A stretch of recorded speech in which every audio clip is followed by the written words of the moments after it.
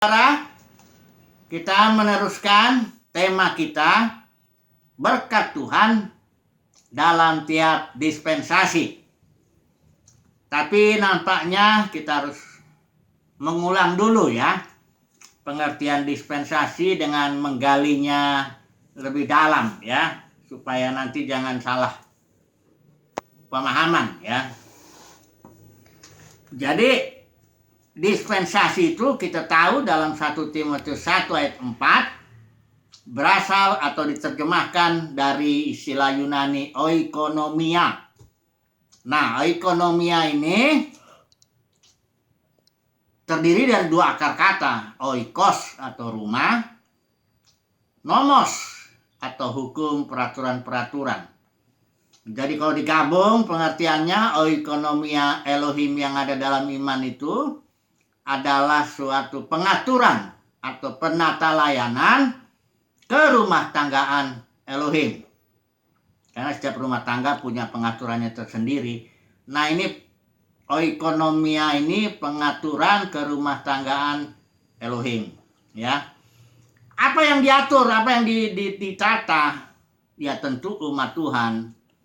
Umatnya ditata, dikelola dalam keluarga Elohim, umat pilihan Tuhan tentunya ya, yang sudah masuk dalam keluarga Elohim. Itu dikelola, ditata ya. Nah, item-item apa aja yang termasuk dalam pengelolaan itu? Item itu apa? Poin-poin apa aja? Nah, ini kita sudah bahas kemarin yaitu mengenai berkat dan kutuk ya, covenant, perjanjian atau disiplin, penghakiman, kasih karunia dan yang lainnya. Semuanya itu poin-poin yang dikelola, ditata sedemikian kepada umat Tuhan agar umat Tuhan beriman kepada Tuhan, karena ini oikonomia Elohim ini adanya dalam iman ya. Dikelolalah sedemikian berkat apa semuanya, perjanjian, penghakiman, disiplin, semuanya itu kasih karunia kepada umat pilihan Tuhan agar umat pilihan Tuhan beriman.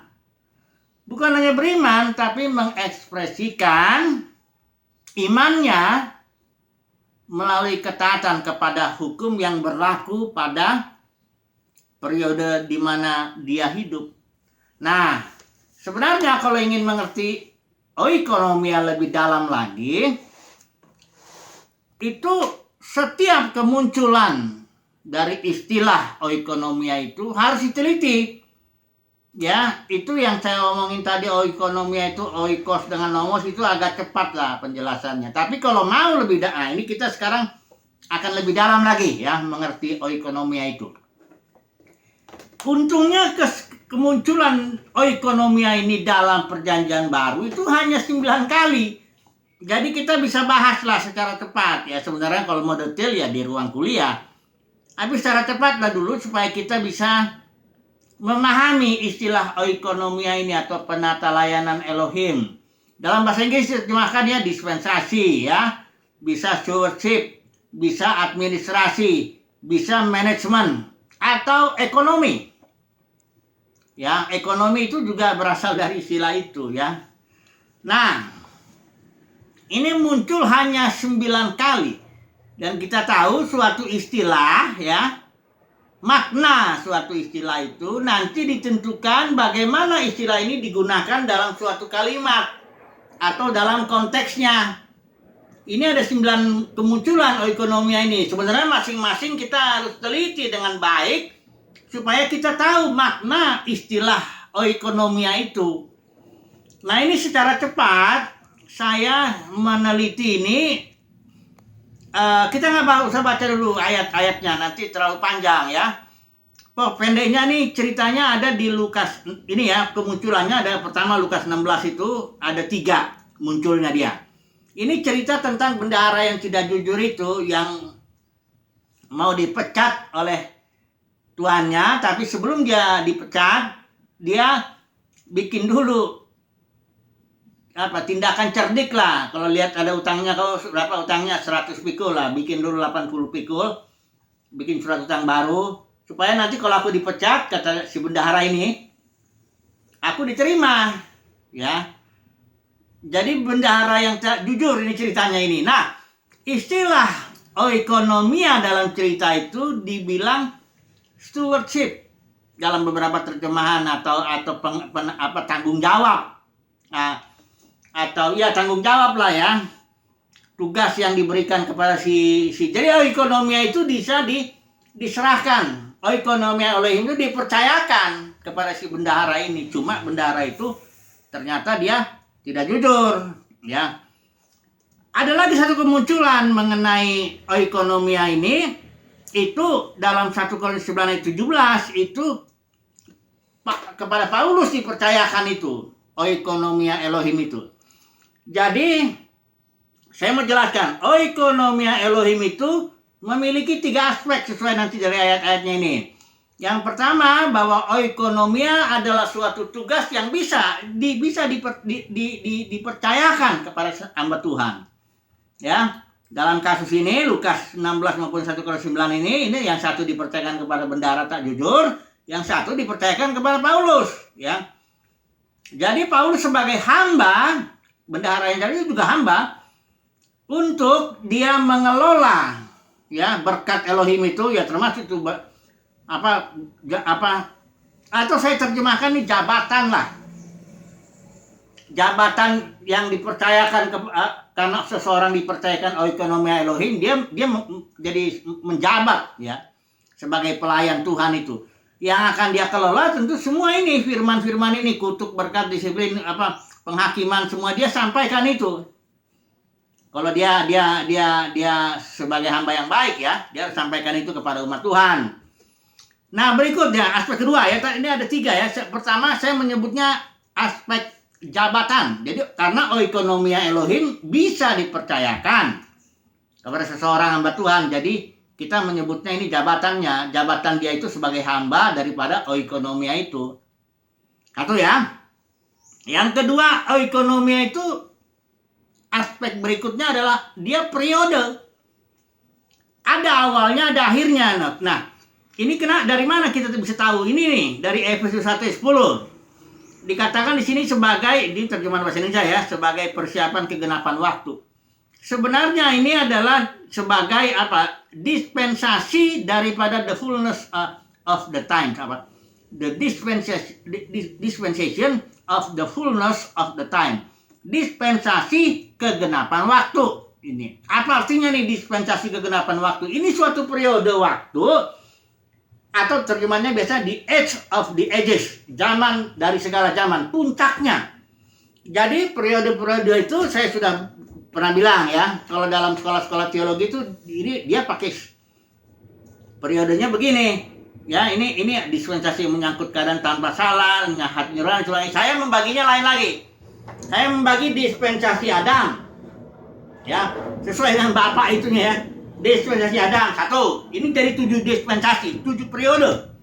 Dispensasi Adam, dispensasi Nuh ya. Yang akan kita pelajari hari ini. Dispensasi Nuh, kemudian dispensasi Abraham. Kemudian dispensasi Musa yang keempat. Baru yang kelima dispensasi yang sekarang ini, para pemenang. Karena gereja sudah jatuh, bukan dispensasi gereja, dispensasi para pemenang. Kemudian zaman berikut dispensasi kerajaan yang orang bilang milenium, kerajaan 1000 tahun. Kemudian satu lagi itu yang disebut oleh Efesus 1:10, dispensasi kegenapan waktu. Ya. Itu periode di mana Tuhan mengelola dengan suatu cara tertentu. Misalnya dalam periode Musa, dispensasi Musa, Tuhan memberikan hukumnya, hukum Taurat. Perjanjiannya itu beda, berkatnya pun beda. Ini berkatnya lebih banyak materi. Nanti kalau dalam dispensasi para pemenang, hukumnya juga beda, hukum roh. Berkatnya juga beda, berkat spiritual. Di sini kalau bait sucinya juga pengertiannya beda. Kalau bait suci di sini betul-betul gedung, kalau di sini bait sucinya orang. Ya. Kalau di sini perpuluhan, buah sulung apa semuanya itu hasil tani atau apa, ini kalau di sini itu orang juga. Jadi kita sangat mengerti periode-periode ini. Inilah yang terkait dengan istilah Yunani ortotomeo yang ada di 2 Timotius 2 ayat 15. Ortotomeo itu istilah Yunani yang kalau diterjemahkan letter lagi itu cut straight, potong lurus. Artinya memilah dengan tepat, atau dalam terjemahan bahasa Inggris biasanya rightly dividing the word of the truth. Dengan tepat memilah-milah firman kebenaran. Jadi ada satu aspek yang sudah dijelasin tadi ya, bahwa oikonomia Elohim ada namanya aspek jabatan, karena dia ini oikonomia Elohim ini, penata layanan Elohim, dipercayakan kepada pelayan-pelayan Tuhan. Satu ya. Yang kedua, aspek kedua, oikonomia Elohim ini juga berada periode-periodenya. Itulah yang kita bilang harus dengan tepat ya, rightly dividing the word of the truth ya. Dari para ahli kebanyakan bikin 7. Ada yang 4 ya. Saya bikin 7 ya. Ya udah sebut tadi itu ya. Jadi periode. Nanti aspek yang ketiga, oikonomia Elohim ini itu ada firmannya, ada message-nya. Nah ini yang saya bilang, message-nya apa oikonomia Elohim itu? Ya ini sebenarnya message-nya gabungan daripada ini ya. Berkat, kutuk, kafanan, disiplin, penghakiman, kasih karunia, semuanya itu message. Tapi untuk jelasnya kita melihat tujuan Tuhan dulu itu ya, manusia itu diciptakan supaya serupa segambar dengan dia dan berkuasa. Nah, dengan proses 2 pohon itu, pohon pengetahuan dan pohon kehidupan, Yesus datang. Aku datang supaya mereka mempunyai hidup, joy. Jadi Yesus itu yang setelah mati bangkitnya ke surga, dia menjadi roh pemberi hidup. Dia memberikan hidupnya, life, hayat, joy, masuk ke dalam hati kita, supaya umat pilihan Tuhan bertumbuhlah hayatnya dan menjadi serupa dan segambar dengan dia. Itu message yang dari Kejadian sampai Wahyu, itu message-nya mesti itu hayat Kristus, pertumbuhan hayat. Sedemikian sehingga kita menjadi serupa dan segambar dengan dia dan menguasai segala sesuatu. Ada yang bikin message-nya diringkas begini. Oikonomia itu adalah Elohim yang Tritunggal itu menyalurkan dirinya sendiri melalui hayat Kristus ya, masuklah hayat itu ke dalam roh umat pilihan Tuhan. Itu yang menerjemahkan itu hamba Tuhan itu Witness Lee Changso ya, itu temannya Watchman nih ya. Ada dia bukunya satu, The Economy of God. Apapun juga message-nya jelas, itu dari Kejadian sampai Wahyu, itu satu message yang harus dibahas itu ya, bahwa Tuhan punya umat pilihannya, disalurkanlah hayat Kristus, sedemikian hayatnya bertumbuh sehingga menjadi serupa dan segambar dengan Tuhan, dan supaya berkuasa atas segala sesuatu. Kira-kira begitu ya. Jadi oikonomia Elohim, saya ulangi lagi, ada 3 aspek. Yang pertama itu namanya aspek yang saya menyebutnya aspek jabatan. Kenapa?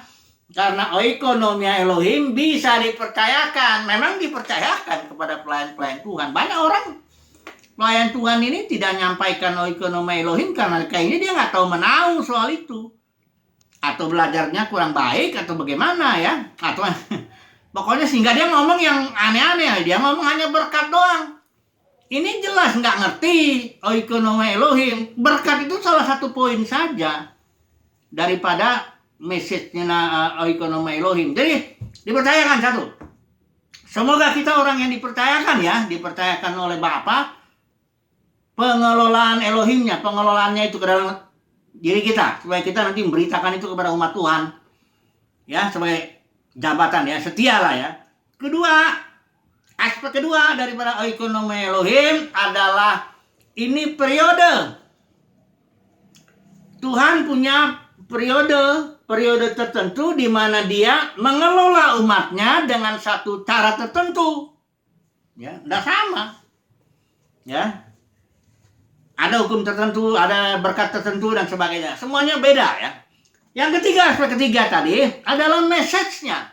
Oikonomia Elohim ada message-nya itu. Nih kalau di dalam Kolose 1 ayat 25 itu jelas itu ya. Yang di Efesus 3 ayat 9 dalam bahasa Indonesia diterjemahkan gini, apa isinya tugas penyelenggaraan rahasia. Jadi ada isinya nih, oikonomia Elohim, ada message-nya, ada firman-nya, ada isinya. Itu semualah yang saya sebut tadi itu, ya. Firman-nya itu ada kutuk, berkat, kafaran, disiplin, penghakiman, ya, kasih karunia semuanya. Tapi saya udah ngasih diperas, ya. Intinya tuh bahwa Tuhan mau membentuk kita atau menjadikan kita serupa segambar dengan Dia melalui hayat Kristus itu supaya kita berkuasa atas segala sesuatu. Kira-kira itu intinya, ya. Oke. Hari ini saya harap jelas ya, ekonomi Elohim, ya. Saya harap jelas penata layanan Elohim itu, karena ini bagi hamba Tuhan. Nah, ini penting ini, supaya dia jangan ngomong di luar itu, cuma ngomong satu aja ditekanin. Ada orang ngomong hanya berkat aja tuh, udah gitu berkatnya materi lagi, udah nggak ngerti ekonomi Elohim, plus nggak ngerti juga periodenya, sudah habis, ya, sehingga umat Tuhan jadi kacau, ya. Nah, coba dulu kita lihat sekarang, kita masuk ke dalam tema kita kembali, ya, berkat Tuhan dalam tiap dispensasi. Saya bikin judul begini, berkat Tuhan. Jadi hanya satu poin saja dalam ekonomi Elohim yang kita bicarakan, yaitu berkat. Ada banyak nanti perjanjian, kayaknya nggak tahu, saya udah baca itu, atau penghakiman. Itu penghakiman air bah, penghakiman Yesus itu, salib, dan penghakiman lautan api. Kayaknya saya lebih penghakiman, saya udah banyak dah saya bicara poin-poinnya ini. Tapi yang sehari ini berkat. Karena umat pilihan Tuhan memang kayak salah ngerti gitu tentang berkat Tuhan itu, ya. Oke, saya akan ulang dulu ya sebentar, ya, yang kemarin kita bicarakan berkat dalam dispensasi Adam. Sebelum kita nanti bicara berkat dalam dispensasi Nuh. Harus tahu, ya. Ini istilah berkat, ya, muncul ini nama istilah kata kerja itu barak. Sebenarnya munculnya di Alkitab itu perjanjian lama, ya, 327 kali. Nggak mungkin kita bahas itu semua. Pokoknya intinya berkat itu, barak itu to bless, memberkati, ya. Apa artinya barak itu? Barak itu artinya suatu tindakan mengucapkan kata-kata atau hal-hal baik kepada si penerimanya itu. Dalam kemunculan pertama dari barak itu, berkat itu, adanya di Kejadian 1 ayat 22. Dalam dispensasi Adam ada 4 kali dia. Kejadian 1 ayat 22, barak atau berkat diucapkan Tuhan kepada ikan dan burung. Tuhan bilang isi berkat itu beranak cuculah, bertambah banyak, ya, penuhi ikan, laut, udara, dan sebagainya, ya. Berkat kedua diucapkan Tuhan, Kejadian 1:8, kepada manusia, laki-laki dan perempuan secara spiritual, ya, manusia yang masih spirit, Kejadian 1 itu, ya, untuk beranak cucu dan menguasai segala sesuatu. Kemudian yang ketiga, pasal 2 ayat 3, berkat Tuhan diarahkan kepada Sabat, hari Sabat, dikuduskan, diberkati oleh Tuhan hari itu. Kemudian Kejadian 5 ayat 2 itu berkat Tuhan diarahkan kepada toledotnya Adam, atau generasi Adam, atau keturunan Adam. Jadi seluruh keturunan Adam diberi berkat, ya, diberkati Tuhan. Sekarang kita ulang dulu, adakah syarat yang diberikan, yang diminta Tuhan supaya yang di dispensasi Adam ini supaya dapat berkat? Nggak ada syarat. Ikan dan burung diberkati tanpa ada syarat apapun. Pokoknya begitu dia diciptakan, ikan, burung langsung diberkati, beranak cucu. Manusia juga begitu, ya. Baik manusia di Kejadian pasal 1 maupun manusia dalam pasal 5 itu, keturunan Adam, diberkati langsung tanpa syarat. Ya, begitu sahabat. Oke, masuk dulu ke yang Nuh sekarang. Mari kita melihat dispensasi Nuh, berkat itu, ya. Adanya di pasal 9 ayat 1 dan pasal 9 ayat 26, ya. Saya baca yang ILT aja, barangkali ini terjemahan bisa lebih jelas lah, ya. Yang dispensasi Nuh. Oh, sebelum ini saya harus sampaikan dulu bahwa berkat yang diberikan dalam dispensasi Adam itu bukan berarti hanya berkat aja, karena kita tahu ekonomi Elohim itu bukan hanya berkat. ada juga nanti kutuk, ada juga disiplin, ada juga kasih karunia, ada penghakiman, ada macam-macam itu. Itu sebabnya dalam dispensasi Adam, setelah Adam diberkati keturunannya, itu tetap ada si Kain itu, yang si jahat itu, yang bunuh si Abel. Ya, tetap aja dia ada orang yang keturunan Kain yang menjauh dari Tuhan, walaupun mereka yang membangun peradaban manusia. Ada di situ bapak yang tembaga, ada bapak yang kemah, ada yang entertain. Nah, tapi yang keturunan yang pasal 5 ini adalah keturunan Adam yang diberkati itu dari Set terus. Nah, tiba-tiba yang dari sini kawin sama yang ini. Jadi orang yang diberkati bukan berarti dia tidak mungkin lagi berbuat salah. Ya. Diberkati itu ya dikasih ucapkan sesuatu yang baik oleh Tuhan sehingga memungkinkan orang itu menjadi seperti ucapannya itu. Misalnya, manusia diberkatinya kau akan beranak cucu. Ya. Menguasai segala sesuatu itu pasti jadi. Cuman bukan berarti tidak ada mungkin kegagalan, tidak ada penderitaan, tidak ada nanti disiplin. Kan ekonomi Elohim nggak cuma berkat. Itu makanya kalau ngomong tuh jangan cuma sebelah. Ekonomi Elohim itu bukan cuma berkat, bahkan kutuk juga nanti di dispensasi Musa ada. Harus diucapkan itu kutuk itu. Ada berkat, ada kutuk, ada disiplin, ada penghakiman, ada kasih karunia, ada disiplin, ada perjanjian macam-macam. Ya. Tapi berkat dulu lah, oke lah. Kira-kira fokusnya sekarang berkat dulu. Ya, karena banyak orang senang kalau ngomong berkat, cuman nggak ngerti. Ya. Nggak ngerti, hanya taunya berkat tuh kalau orang diberkati ini tandanya nih ya, karena saya ini kalangan dari karismatik lah gitu ya. Teologi sukses sedikit banyak saya terpengaruh dulu. Jadi kalau saya itu kita dulu kalau bicara diberkati itu langsung itu pikirannya ya cukuplah, ada mobil, ada rumah, ada apa semuanya harta benda cukuplah ya. Kemudian keluarga jangan banyak masalah.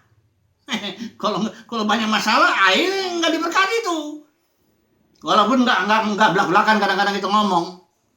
Kemudian kalau diberkati ya berarti kau jangan punya banyak penyakit lah. Kalau penyakitan apa itu tandanya nggak diberkati kau. Ada sesuatu yang jangan-jangan nggak bayar perpuluhan.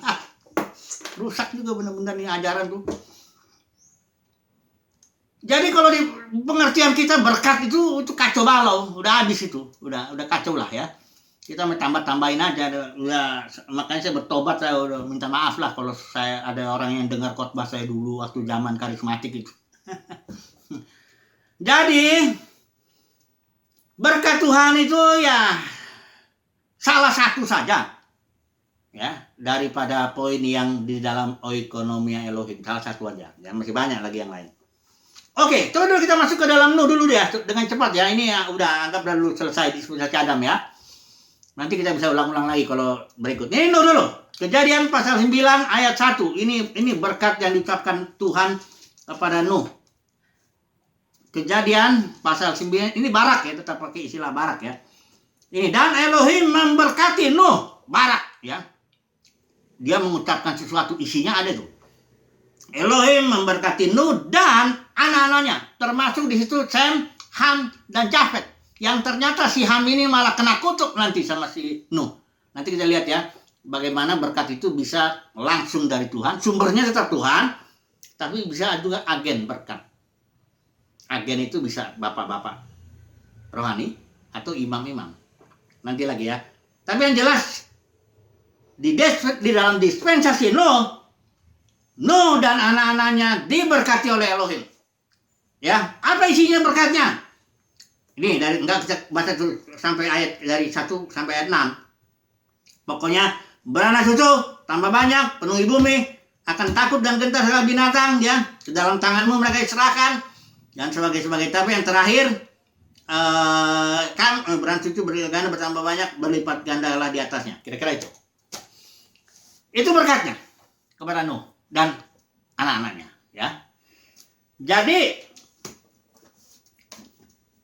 ini cukup dulu lah ya, Nuh ini. Nanti besok dulu kita, karena kita harus bicara juga mengenai penghakiman ini. Karena Nuh ini masuk ke dalam katakanlah kehidupan ini dengan dia menghakimi, ministrinya tuh menghakimi seluruh keturunan Adam, air bah itu. Jadi memang kita harus bicara juga itu, air bah itu. Nuh juga seorang yang mendapat kasih karunia di antara sejamannya. Jadi jangan hanya bicara berkat, nah, pokoknya masih banyak lah yang lain. Tapi poin-poinnya yang penting utama berkat Nuh itu jelas lah itu. Dia beranak cucu, dia akan menguasai, akan takut semuanya itu, makhluk-makhluk itu, dan akan memenuhi bumi. Itu aja dulu ya.